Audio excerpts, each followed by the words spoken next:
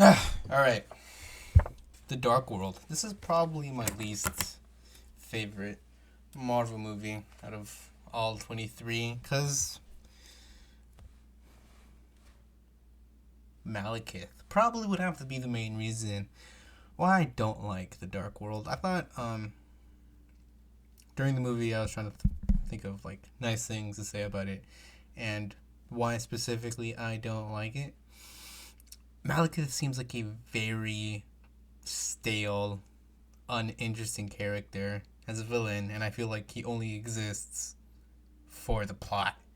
Like big great villains or small great villains aren't aren't interesting. So, yeah, I was watching the movie. I think one thing that I liked. I'm going in order actually. So Malekith, what like once again, he like there wasn't. He didn't have a personality. He was like darkness and ether, and like no, I've with these last couple of years, I've only just started getting like, really into reading comic books.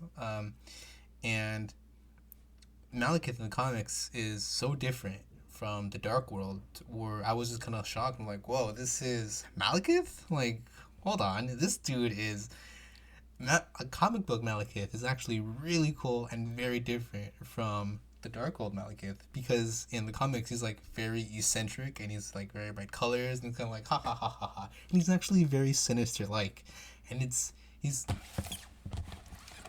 I was reading this comic right he Malekith is a very big villain in the Jane Foster comics.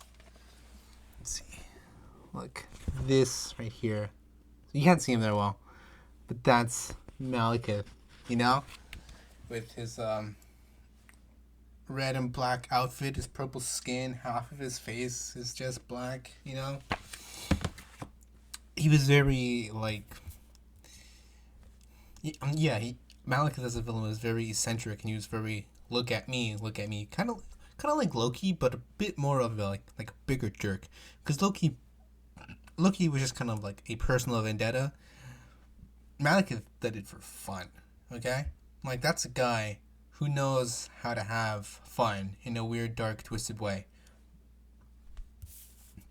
But Dark World Malekith was just kind of like, I have one mission to return all of the world into darkness for elves. Okay, but like why?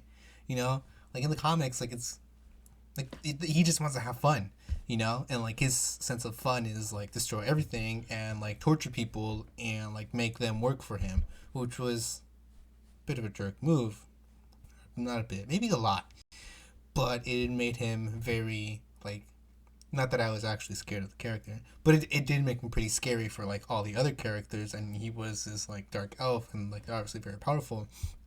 And so when he fights with the Avengers in the comic, it was kind of like, whoa, like like it, like he eventually gets killed like in a later comic. I'm pretty sure they're gonna bring him back in a few years, but like it did take a lot for him to get killed, and like the amount of damage he caused before getting killed was insane, and it just sucks that the Dark World Malekith could not live up to the comic book one. And granted, this comic book came out later than the movie, but still, it would have been really nice to see that kind of Malekith in the Dark World. Oh, it would have been so cool.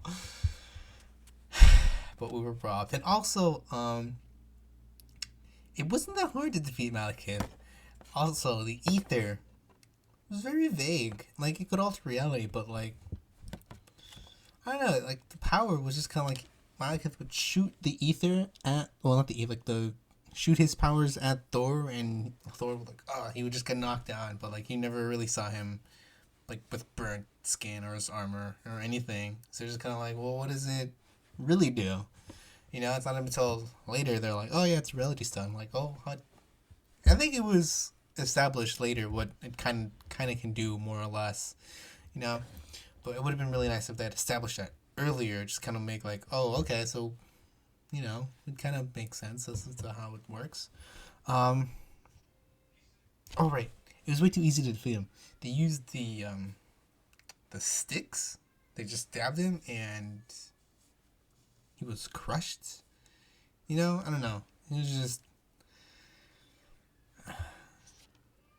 I don't like Malekith. So don't. I mean, not like I don't like Malekith and I don't like Loki, but the reasons why I don't like both of them are very different. Malekith is just a very boring character, and Loki is just one of the biggest jerks I've ever known, and I do not trust him whatsoever. And like just so I don't like Malekith in the sense that he's boring, But I wrote Loki on here, so he's my next point. So segue, I'm trying to do segues more often. Loki, still don't like him. I thought he was a jerk in this movie, and I was like, I kind of thought he was a bit interesting in the sense of like where Frigga dies. It's kind of like, oh man, Loki kind of like can feel it, and they're like, why? In comics, he's a witch. Well, Frigga's also a witch, but he's also has witch powers.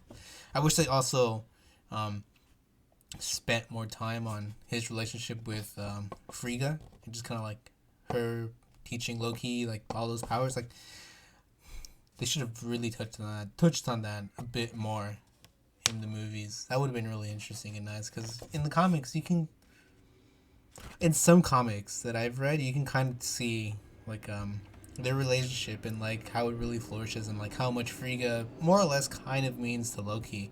And they briefly touched on it on like how she was the only one that cared for Loki and stuff like that, and then Loki's like yelling at her, but it's really just like his own illusion. So yeah, it would have been nice to but yeah, I don't like Loki for all the right reasons though. So don't like Loki for all the right reasons. When this movie first came out, I was really excited for it. Once again, I was 13, I didn't know anything. And I knew they were going to spend a lot more time on Asgard. And I was like, oh, cool, we're going to see more of Asgard, like more Asgardian culture. I can't wait to see that. That's so exciting, Because, I don't know, I really thought they were going to show more of, like, the Asgard architecture and, like, the buildings and, like, what they eat, if it's any different, and stuff like that. So I was pretty excited to see that. And I was like, oh my god, what do these people celebrate? Like, how do they spend their days? Like, how do they feel about, like, warriors and stuff like that? Like, how normal is it for them that we find so different? I don't know if that makes any sense, but I was really excited to see that. And there was not any of that whatsoever. And I just kind of really bummed out. And then for the third one, I first heard news of the third one. I was excited for the exact same reason. And then I found out they weren't going to spend that much time on Asgard. And before I found out, I knew that Hulk was going to be in Thor 3. And I was like, oh, cool, Hulk's going to be on Asgard. How are they, Asgardians, going to react to Hulk, But that didn't happen. I was like, oh my god. Like, just these small things. I've recently found out I should really lower my expectations when it comes to stuff like this. Like for Endgame, I was really excited to see Rocket interact with a raccoon, or just to see a raccoon, like that would have been awesome to see, but it never happened, and I really wanted to see Spider-Man interact with Rocket or with Groot, like that. Just think about it. So I'm trying to lower my expectations significantly here. So I would have really wanted to see more of Asgardian culture, but that probably won't happen. I'd like to see more of how normalized it has been made of Asgardians living on Earth, So that'd be cool to see. Also, repercussions. I know in my other Thor video from like a few days ago, I talked about the repercussions of like Norse gods coming to Earth and stuff like that. And I watched Agents. I haven't seen the last few seasons, but Agents of Shield touched on this for like very little bit in one of their episodes, and they just like, oh well, like all these like hardcore people are just going out destroying stuff or blowing stuff up, anything related to Norse mythology, and they just briefly touched on it, and it was a completely different episode aside from that, and that was. I just really want to see what kind of repercussions this will kind of have within the real world, or their real world. But yeah, characters. I wrote it down here. Yeah, good. I kind of like except Malekith. Dark Elves were pretty cool. but they didn't really say much. They're more like they're really like a generic army, like every other army. Chitauri, Sicarians from Guardians, the Sovereign from Volume 2, just generic. Point, right. Yeah, I really like the characters, the main characters, and how they kind of like move forward with the movie.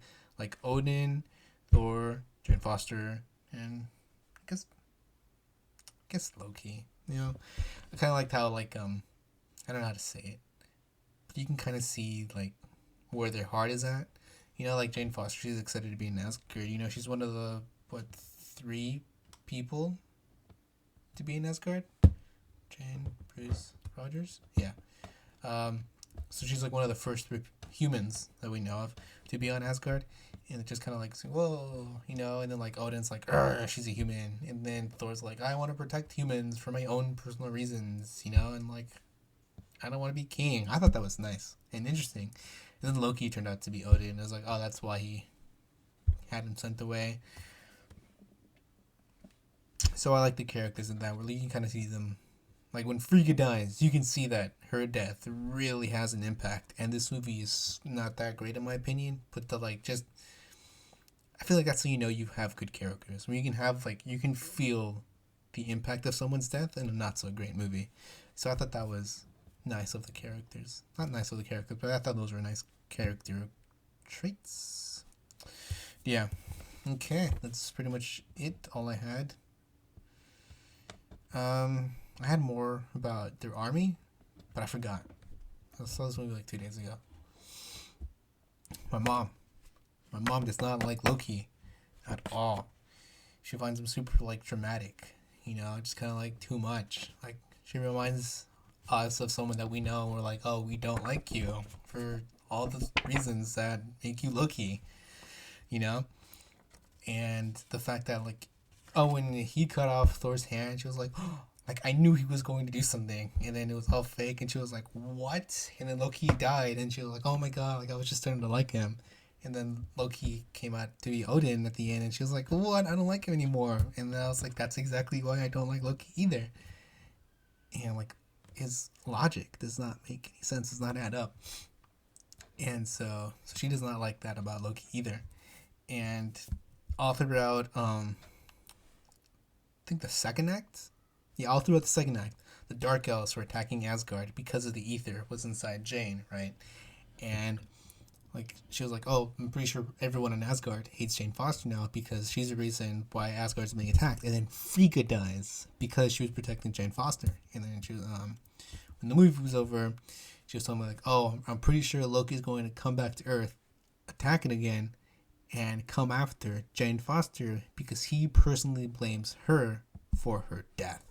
And I was like, whoa, that would have been really cool.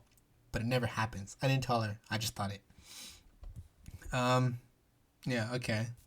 Oh, wow, that covered up pretty much of it. Oh, yeah, so she feels bad for Thor and Loki. Kind of Loki.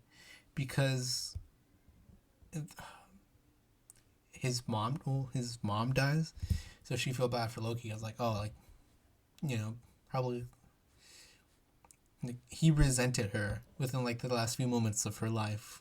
Just wasn't, even though it wasn't directly at her, it was at one of his illusions. He still yelled at her and he still despised his illusion that he created of her. So she felt bad that those were kind of his last feelings toward his mother before she died. And she felt bad for Thor because she's like, oh, both of his parents are dead. He just doesn't know yet. She thinks Odin is dead, by the way. I'm not going to tell her he's not because that's lame of me to tell her, Yeah. And my mom is last thing, I think this is the last thing I have on here. My mom's saying oh, I'm pretty sure Loki is going to try to ruin Asgard and crash it to the floor or something, And I was like, yeah, sounds about right. And also she thought it was funny when Eric Selvig would show up naked or just kind of just be weird about it. And when he was explaining with the shoe and it turns out he was in an asylum, she thought that was hilarious. So yeah, but she liked the movie, that's good. I don't like the movie all that much. I still watch it just because it's part of the canon. Oh, for the sorry, for the end credit scene, I wasn't sure if she was going to understand what was going on because it's on a completely different planet, with a new different character, and so the two Asgardians show up, and the guy's like, oh, I don't know what the hell he's doing with his hands, but he's doing something with his hands, and she was like, oh, is that an Asgard? And I'm like, no, that's on a completely different planet. I wasn't sure how to get across that they're inside a head of a celestial, So I just like, oh no, it's on a different planet.